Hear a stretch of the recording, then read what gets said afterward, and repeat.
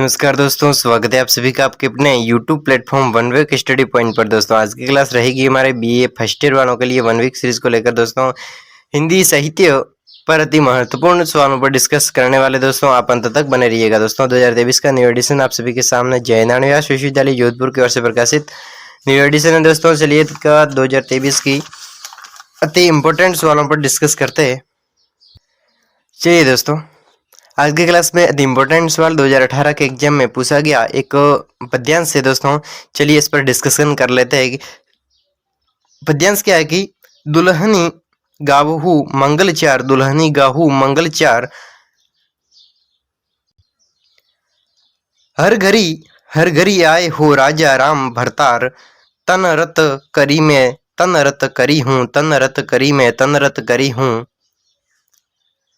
पंचतत्व बाराती बराती, रामदेव मोरे पहुने आयो, मैं जोबन में बाती माती, मैं जोबन में माती, शरीर सरोवर वेदी करिहु, शरीर सरोवर वेदी करिहु, ब्रह्मा वेद उचार, रामदेव संगी पावरी लेहू, धनी धनी भाग हमार, धनी धनी भाग हमार। दोस्तों एक बार पुनः इसको पढ़ लेते हैं, दिमाग में इस पद्यांश को रखना। दोस्तों अगर आपके सामने ऐसा दिखे, आप वैसे तो समझ जाओगे, हम जब इस व्याख्या को पढ़ेंगे तब वापस इस पर डिस्कशन करेंगे। तो चलिए, दुल्हनी गावहू मंगल चार, हर घड़ी आए हो राजा राम भरतार, तन रत करी में मन रत करी हूँ, पंचतत्व बराती, रामदेव मोरो पाहुने आयु, मैं जोबन में बात माती, शरीर सरोवर वेदी करिहु, ब्रह्मा वेद उचार, रामदेव संगी भावरी लेहू, धनी धनी भाग हमार, धनी धनी भाग हमार। दोस्तों इसकी सप्रसंग व्याख्या देख लेते हैं किस प्रकार इसकी सप्रसंग व्याख्या दी रखी है। प्रस्तुत पद कबीरदास द्वारा रचित कबीर ग्रंथावली में से अवतरित। दोस्तों आपकी यूनिट में रखा होगा कबीर ग्रंथावली, एक यूनिट दे रखा हुआ। दोस्तों यूनिट के अंदर एक दे रखा होगा पद्यांश दे रखा होगा, जिसमें कबीरदास जी के द्वारा कबीर ग्रंथावली दे रखी होगी, जिसमें से ये अवतरण है वो लिया गया, ये साखियां ली गई है, अवतरित है। इस पद में कबीर ने जीवात्मा और परमात्मा के विवाह के रूपक में रहस्यवादी भावना व्यक्त की। दोस्तों जीवात्मा और जीवात्मा जीव की जो आत्मा है, मनुष्य की जो आत्मा है, मनुष्य या फिर कोई भी जीव है, उसकी आत्मा और परमात्मा यानी कि ईश्वर की बात हो रही है। मनुष्य की आत्मा और परमात्मा की जो विवाह संबंध है, उस विवाह के रूपक में एक रहस्यमयी भावना को व्यक्त की है। कबीर यहाँ पर इस लाइनों में कहते हैं कि हे दुल्हन और सौभाग्यवती नारी, तुम मेरी गीत गाओ, क्योंकि आज हमारे घर पर सवय भगवान राम पति के रूप में पधारे। दोस्तों यहाँ पर इस लाइनों में कबीर जी क्या कहते हैं कि कबीर जी कहते हैं कि हे दुल्हन अथवा सौभाग्यवती, हे दुल्हन या फिर हे सौभाग्यवती नारी, तुम मंगल गीत गाओ, क्योंकि आज हमारे घर पर श्री भगवान रामपति के रूप में पधारे हुए, इसलिए यह मंगल गीत गाने का अवसर है और आप गीत गाइएगा। मैं तो अपने शरीर और मन दोनों को अपने पति के प्रेम रूपी रंग में वैवाहिक वस्त्रों की भांति रंग देती लूंगी। दोस्तों यहाँ पर कबीर जी कह रहे हैं कि कबीर जी एक परमात्मा और जीवात्मा की जो विवाह रूपक जो भावना है उसको व्यक्त करते हुए क्या कहते हैं कि हमारे घर पर आज सवय भगवान श्री राम पति के रूप में पधारे, इसलिए ये मंगल अवसर है और इस मंगल अवसर पर मंगल गीत गाओ। तो मैं तो अपने शरीर और मन दोनों को अपने पति के प्रेम रूपी रंग में वैवाहिक वस्त्रों की भांति रंग लूंगी। पांचों तत्व उसके साथ बराती बन कर जाए हैं, पांचों तत्व उसके साथ बराती बनकर जाए हैं। मैं अब यौवन के मद से परिपूर्ण अर्थात मैं अब साधना और प्रेम की परिपक्व अवस्था को प्राप्त कर चुकी, साधना और प्रेम की जो परिपक्व अवस्था है उसको प्राप्त कर चुकी हूँ। अतः मेरे मन में अब पति प्रेम की उत्कृष्ट अभिलाषा है, पति प्रेम की जो उत्कृष्ट अभिलाषा है वो प्रेम से परिपक्व होने के बाद में अब उसके मन में जागी है, इसलिए भगवान राम के रूप में मुझे लेने के लिए आए हैं। दोस्तों भगवान है वो राम के रूप में मुझे लेने के लिए आए हैं। शरीर रूपी तालाब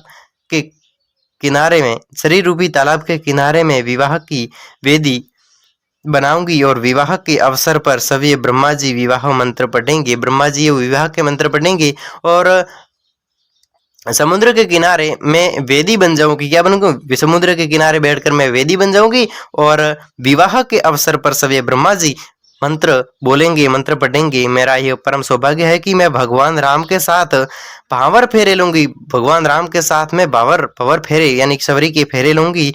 मेरे विवाह के समय 33 करोड़ देवी देवता 88,000 मुनि आएंगे। 33 करोड़ देवी देवता और 88,000 मुनि आएंगे, साधु महात्मा आएंगे और अत्यंत आश्चर्यचकित हो रहे हैं। जीवात्मा इससे अधिक आनंदित हो रही है कि परमात्मा सवय उसे ब्याह करके ले जा रहे। दोस्तों यहाँ पर कुल मिला के हम ये कह सकते हैं कि जब मनुष्य अपने जीवन को पूर्ण कर लेता, अपने जीवन की जो लिमिट है उसको पूरी कर लेता है, जितना वो जीने की जो उसकी लिमिट थी वो पूरी हो चुकी है, तब वो मरण अवस्था में आता है, मृत्यु को प्राप्त होने की जब अवस्था में आता है, तब भगवान खुद उसको लेने आते हैं।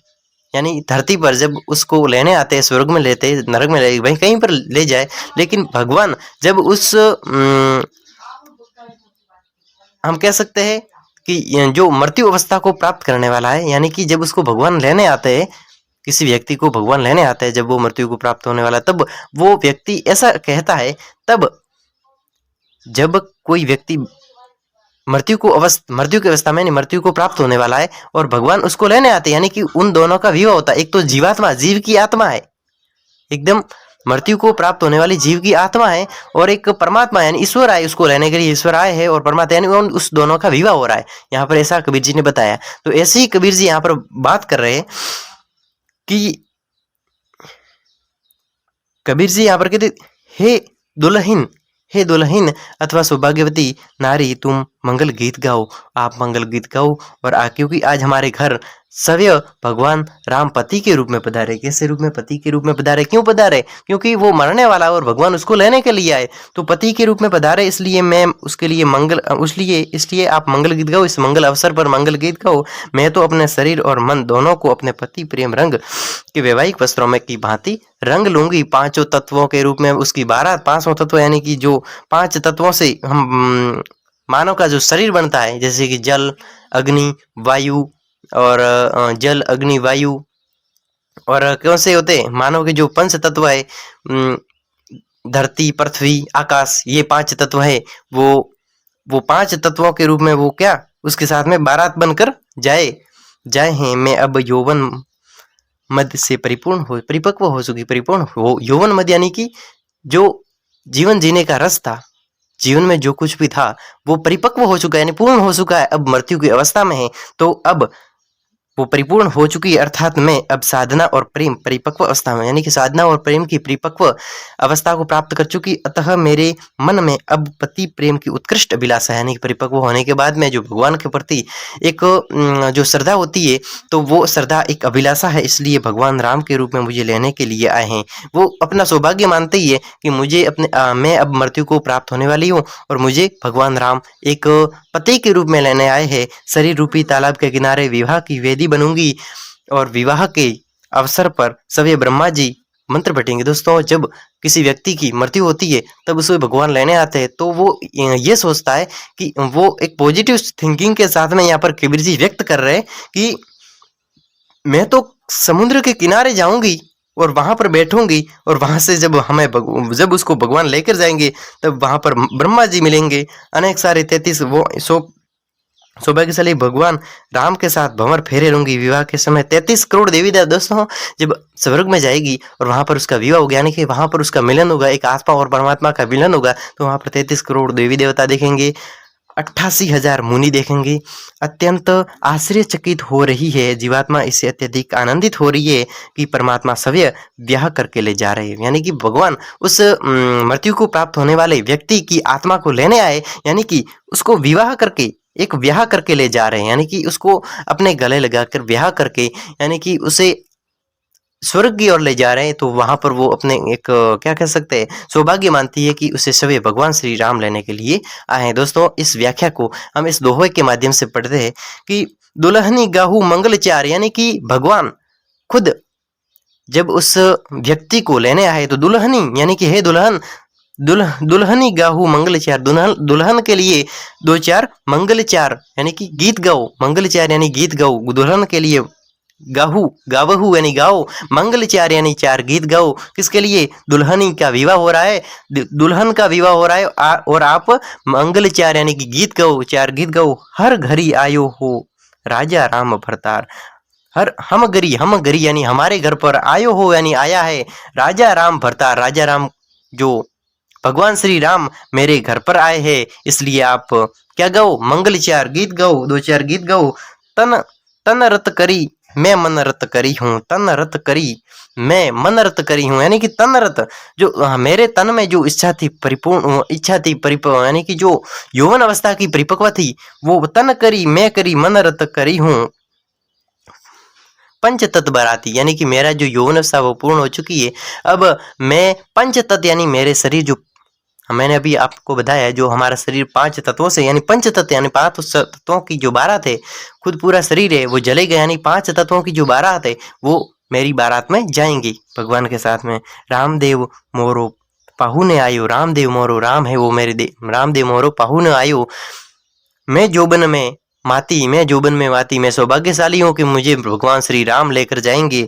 शरीर सरोवर वेदी करी हूँ, शरीर सरोवर वेदी करी हूँ यानी कि मैं जब समुद्र के किनारे बैठूंगी, ब्रह्मा वेद उपचार यानी कि ब्रह्मा वेद गाएंगे और मैं समुद्र के किनारे बैठूंगी वहां पर, और वहां पर समुद्र के किनारे बैठकर फेरे लूंगी श्री राम के साथ में। तब ब्रह्मा सव्य उपचार यानी कि वेद उपचार यानी मंत्र पढ़ेंगे। रामदेव संगी पावरी लेहू, रामदेव यानी कि श्री राम के संग, पावरी लेहू यानी सवरी के फेरे लेंगी श्री राम के साथ में। रामदेव संगी भवरी लेहू, भवरी यानी फेरों की, सवरी की फेरों की बात हो रही है, संगी तो रामदेव श्री राम के साथ में सवरी के फेरे लेहू यानी लेंगी। धनी धनी भाग हमार यानी कि उसका भाग्य वो धन्य धन्य हो गया है, भाग्य धन्य धन्य हो गया। दोस्तों हमने अंत में देखो यहाँ पर यानी कि परमात्मा सवे उसके साथ ले जा रहे हैं, इसलिए उसका जो मन है वो धन्य धन्य हो गया। ठीक है दोस्तों, अब इसकी टिप्पणी देख लेते हैं, अति इंपॉर्टेंट टिप्पणी आती है दोस्तों। चलिए अब इस टिप्पणी में वही लिखना है जो इंपॉर्टेंट है दोस्तों। इस सामने जो लाइनें पढ़ी उसमें से मुख्य पॉइंट क्या था वो लिखना है। चलिए, आत्मा परमात्मा के आध्यात्मिक मिलन का भावपूर्ण चित्रण अंकित है दोस्तों। आत्मा, इसमें आत्मा और परमात्मा, आत्मा जीव की आत्मा दोस्तों, मनुष्य जब अपनी उम्र को, अपनी अवस्था को पूर्ण कर लेता है, जब वो बुढ़ापे की अवस्था में आता है, तो वो अपना शरीर, आत्मा अपना शरीर त्याग कर परमात्मा के पास जाती है। आत्मा और परमात्मा को मिलन होता है, उसको एक विवाह के रूप में इसमें व्यक्त किया गया है, यानी आत्मा और परमात्मा का विवाह होता है। जब आत्मा किसी के शरीर में रहती है और वो शरीर बूढ़ा हो जाता है, मृत्यु को अवस्था को प्राप्त होता है, जब उसको परमात्मा ईश्वर लेने के लिए आते हैं। तो यानी कि इसमें व्यक्त किया गया कि परमात्मा और आत्मा का जो मिलन यानी कि उसका विवाह इसमें व्यक्त कर लिया है। यानी कि भगवान श्री राम आ रहे हैं तो मैं इसके साथ में फेरे लूंगी। तो इस प्रकार हुआ है कि आध्यात्मिक मिलन का भावपूर्ण, एक भाव के साथ में, एक विवाह के भाव के साथ में एक परिपूर्ण चित्रण अंकित है, वो हुआ है। भारतीय दर्शन पर आधारित वर्णन, किसके? भारतीय दर्शन, एक भारत में जो संस्कृति है विवाह की, उसके दर्शन के आधार पर आधारित कहानी है। पद में अनुप्रास दोस्तों, अलंकार आप में पढ़े होंगे, अनुप्रास रूपक और काव्यलिंगी अलंकारों का प्रयोग, अनुप्रास रूपक और काव्यलिंगी अलंकारों का वो प्रयोग हुआ दोस्तों। ये था दोहा, हम कह सकते हैं इसको पद्यांश दोस्तों। चलिए, आपके एग्जाम के लिए बहुत ही इंपॉर्टेंट और सरल भी है दोस्तों, आपको समझ में आ गया होगा दोस्तों। चलिए अगली क्लास, अगली वीडियो में रखते हैं दोस्तों, क्लास बड़ी लंबी हो जाएगी, तब तक के लिए अनुमति दीजिए, आपकी अगली क्लासों का आयोजन किया जाएगा। तब तक के लिए धन्यवाद, बाय बाय।